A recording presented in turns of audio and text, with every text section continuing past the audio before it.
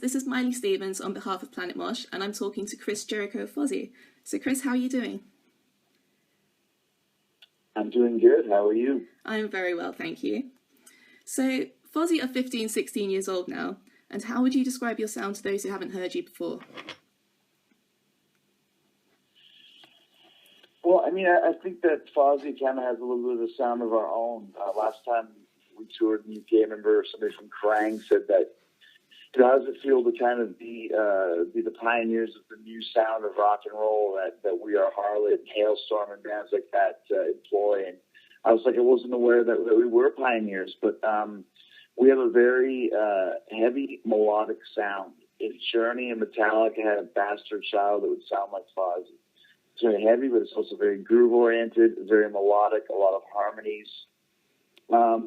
It's rock and roll with an edge, but with some fun to it as well. And that's kind of the vibe of the band. When people come see Fozzy, they have a great time, and that's something we take great pride in. Is the reputation we have for being a high-energy, electric rock and roll band. Oh, that's excellent. So my favourite song of yours is probably Lights Go Out, and that's because I feel that you have this kind of feel-good vibe that a lot of hard rock and heavy metal bands don't really have anymore. And how do you as a band write your music? Well, I mean, that's the thing. We don't put any boundaries on who we are as a band. Is this song too heavy? Is it too poppy? What is the vibe behind it? And that's, once again, like I said, something we take great pride in, the fact that when people come to a Fozzy show, and for the most part listen to a Fozzy tune, I mean, Lights Go Out was #1 on the strip club chart in the U.S., meaning that strippers dance to Lights Go more than any other song in the world. And I wasn't aware there was such a chart, but there is. And, that's good, because that's kind of the vibe that we have. The type of music people can dance to, but it's a little bit dirty. It's a little bit wild.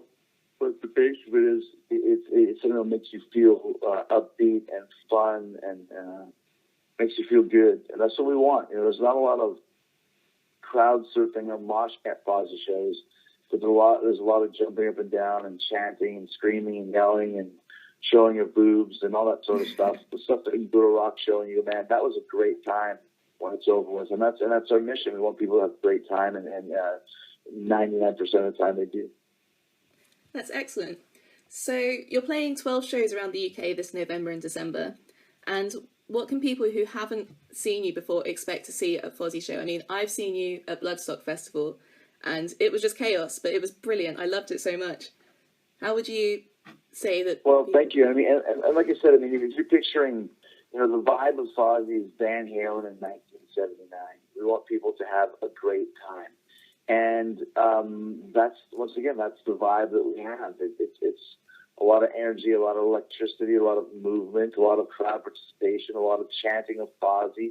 I mean, I can't think of another band in the world who has the entire crowd chanting their name between every song, and that's one good thing about the name Fozzy is, or the weird as it may be, at some point, everybody can chant Fozzy, Fozzy, Fozzy, and that's really, I mean, it's a very unique thing that you'll find only at one of our shows. And like I said, it's very, very much the type of show that you walk home and go, if you missed the Fozzy show, you feel shame. You missed something, because it's not just another rock show. It's the type of show that you see it and you won't forget it ever. And that's why we have such a great fan base over in the UK. And we've toured the UK so much because our fan base has grown because of the word of mouth and the reputation that we have for being a type of band that you go to Fozzy, you have a great time, end of story. So this, I believe, is your second visit to the UK this year. And do you see that there's much of a difference between people who come to your crowds in the UK versus other countries, or what do you feel about that?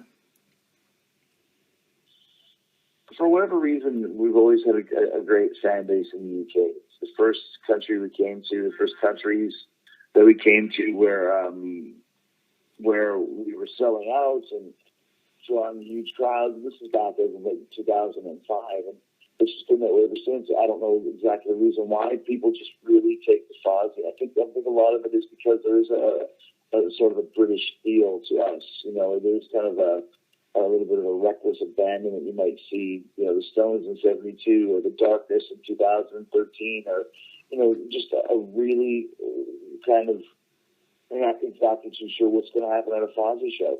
It's controlled chaos. It's not dangerous. But when you come see us, you're going to sweat. And that's another thing too. Like, our shows are very hot and sweaty type of shows, which is great, especially when there's a lot of girls there, because it means they wear less clothes, which is good for everybody. Yeah, that's brilliant. So you're probably the best person to ask this, because there's a very different divide between Chris Jericho, the wrestler, and Chris Jericho, the frontman of Fozzy. What advice would you give to anyone who's stuck between two dreams and they can't really decide what to do? Well, you just got to go for it and not listen to people who tell you can't do it. When I was 13 years old and said I wanted to be a rock band and said I wanted to be a wrestler, people thought that I was crazy to do either one of those. And here we are so many years later, and I'm doing both at the highest of levels. And that's because I didn't give up. I believed in myself. I didn't care what anybody else thought about me. I didn't care what anybody else thought about this dream that I had. I just made it happen, and I wanted to make it work. And that's been my vibe and my MO ever since. Just go for it, make it happen, make it work, and that's what I did. So if you want to do something and you feel that you have the talent to be able to do so, then go for it, and don't listen to what anybody else says, because negative people will always try and make you feel bad about yourself, whereas a positive person who's succeeded with their dreams will tell you to go for it. And that's the way I've always been. Go for it, make it happen. Don't listen to anybody that says you can't do it. Excellent. So does Fozzy have anything coming up in the pipelines in regards of new material? We're working on it now. We're kind of in the initial stages of working on the next record, and we have the tour that we have, the Cinder Block Party here in the UK and in Europe. Once that's finished, that's the end of the Do You Want to Start a War tour cycle, and then it's time to start writing and getting into the studio to do the next record. So we're planning on having something out next summer. Okay, brilliant. And what are the ups and downs of touring for an international band? I mean, do you find that you've struggled to do more things that you thought you wouldn't, or what? Well, the biggest struggle about touring is being away from home, being away from your family. But, that's the price you pay. If this is what you really want to do, they say if you do something you love, you never work a day in your life. And that's what it's like for us.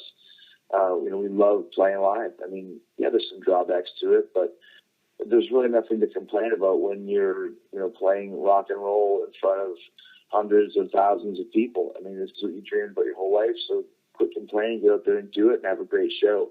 There's a little bit of a culture shock being overseas, or as food, or just the way things are done. But once again, you're learning about the world and getting a chance to, people wait their whole lives to come to Europe and save up their savings for months and months and months and years and years and years. And, we get to come to your city and play rock and roll and get paid to do it. There's really nothing you can complain about, as hard as it may be at times.